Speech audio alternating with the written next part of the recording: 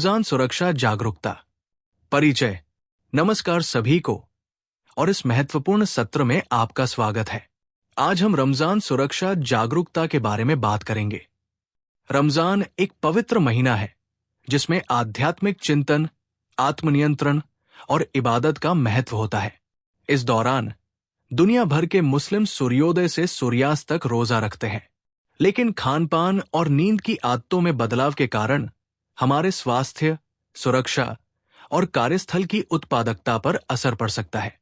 सुरक्षा हमारी पहली प्राथमिकता है, इसलिए रोजे से जुड़े संभावित खतरों को समझना और उन्हें सही तरीके से मैनेज करना बहुत जरूरी है।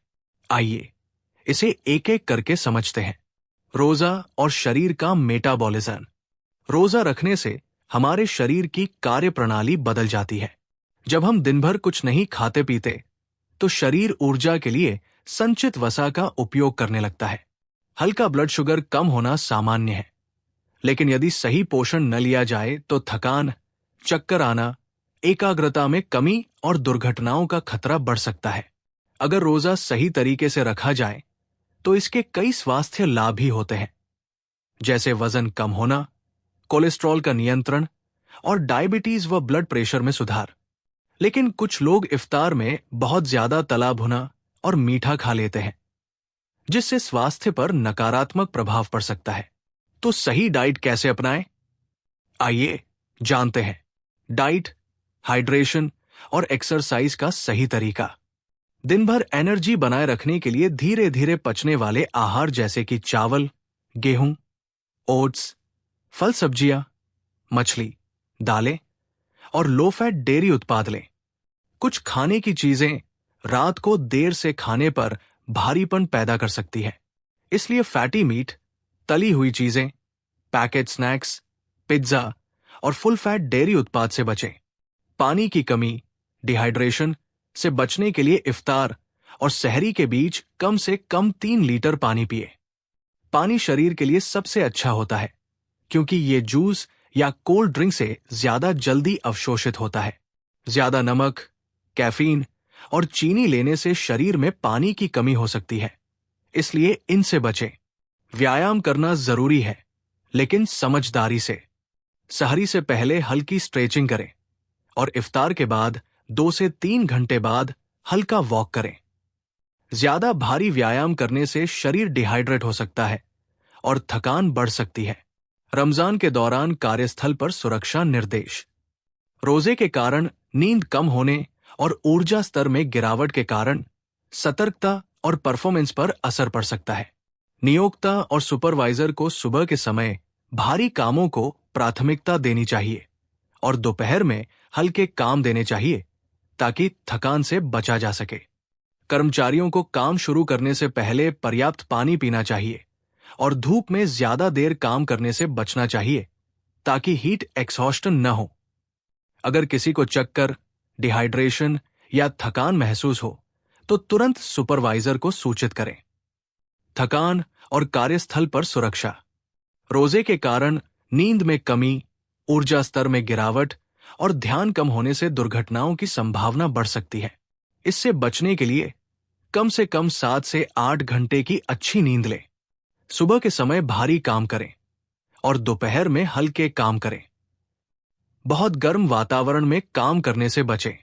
नियमित सेफ्टी टूलबॉक्स टॉक्स में भाग लें। रमजान और सुरक्षित ड्राइविंग।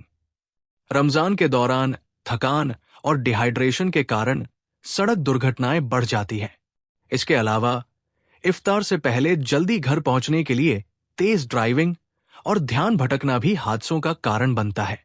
सुरक्षित ड्राइविंग के लिए रोजे के दौरान जरूरी न हो तो यात्रा से बचें।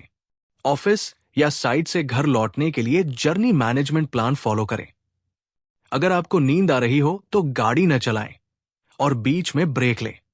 हमेशा सीट बेल्ट पहनें और ध्यान भटकाने वाली चीजों से बचें। रोजा और स्वास्थ्य स्थितियां। हर कोई रोजा रखने के लिए शारीरिक रूप से फिट नहीं होता। यदि आपको डायबिटीज, हृदय रोग, उच्च रक्तचाप, पेट का अल्सर जैसी कोई बीमारी है या यदि आप गर्भवती या स्तनपान करा रही हैं, तो रोजा रखने से पहले डॉक्टर से सलाह लें। इस्लाम में उन लोगों को छूट दी गई है जिनकी सेहत को रोजे से खतरा हो सकता है। इसलिए अपनी सेहत को प्राथमिकता दें और जरूरत पड़ने पर डॉक्टर से परामर्श लें। निष्कर्ष, रमजान आत्मसंयम और अनुशासन का महीना है। सही सुरक्षा उपाय अपनाकर हम इसे स्वस्थ और उत्पादक बना सकते हैं। इफ्तार और सहरी के बीच कम से कम 3 लीटर पानी पिए, संतुलित आहार लें और तली भुनी व मीठी चीजों से बचें। काम का सही शेड्यूल बनाएं ताकि थकान न हो। ड्राइविंग करते समय सावधानी बरतें और कभी भी नींद या डिहाइड्रेशन की स्थिति में गाड़ी न चलाएं। समझदारी से व्यायाम करें और सही समय पर करें। अगर कोई स्वास्थ्य समस्या हो तो रोजा रखने से पहले डॉक्टर से सलाह लें। इन सावधानियों को अपनाकर हम रमजान को सुरक्षित और स्वस्थ तरीके से मना सकते हैं। सुरक्षित रहें, स्वस्थ रहें और रमजान मुबारक। धन्यवाद। This is all about today's topic. Thanks for watching Funny EHS Info. And don't forget to subscribe our channel to get immediate notification of our videos. Share our videos to your friends and colleagues to create safety awareness. If you have any questions and requirements, please comment in comment box.